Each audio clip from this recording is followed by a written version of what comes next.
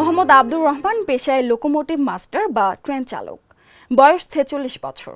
২২ বছরের চাকরি জীবনে এবারের মতো বিব্রতকর পরিস্থিতিতে আর পড়েননি। প্রকৃতির ডাকে সাড়া দিতে ট্রেন থেকে নেমেছিলেন তিনি। এতেই ঘটেছে বিপত্তি। পেয়েছেন কন্ট্রোল অর্ডার বা তলব নোটিশ।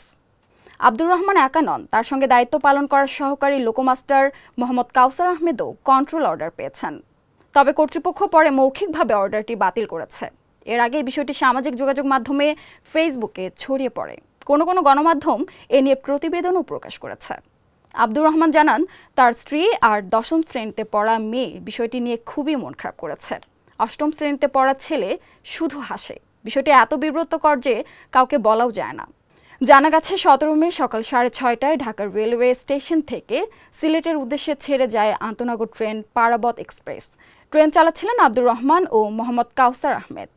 আব্দুর রহমান জানান, ব্রাহ্মণবাড়িয়া স্টেশনে ট্রেনটির ৩ মিনিটের যাত্রা বিরতি ছিল। ওই স্টেশনে ট্রেন পৌঁছায় সকাল ৮:৪৪। ইঞ্জিনের টয়লেট নেই। প্রস্রাবের চাপ সামলাতে না পারলে মাঝে মধ্যে মোটা পলিথিন বা বোতলে সে কাজটি করতে হয়। সেদিন ট্রেন থামার পর নেমে প্রথমে ইঞ্জিনের পেছনে গার্ডের রুমে যান তিনি। সেখানে টয়লেটে তালা মারা দেখে ট্রেন থেকে নেমে স্টেশন মাস্টারের কক্ষের টয়লেটে যান। বিষয়টি ঢাকা কন্ট্রোলেও জানিয়েছিলেন। আব্দুর রহমান জানান, স্টেশন মাস্টার ততক্ষণে পারাবত ট্রেনের সিগন্যাল দিয়েছেন। পরে তা বাতিল করে পেছনে থাকা চট্টগ্রামগামী ননস্টপ আন্তনগর ট্রেন সোনার বাংলা এক্সপ্রেসকে আগে যাওয়ার জন্য সিগন্যাল দেওয়া হয়। এতে প্রায় ১৬ মিনিট চলে যায়।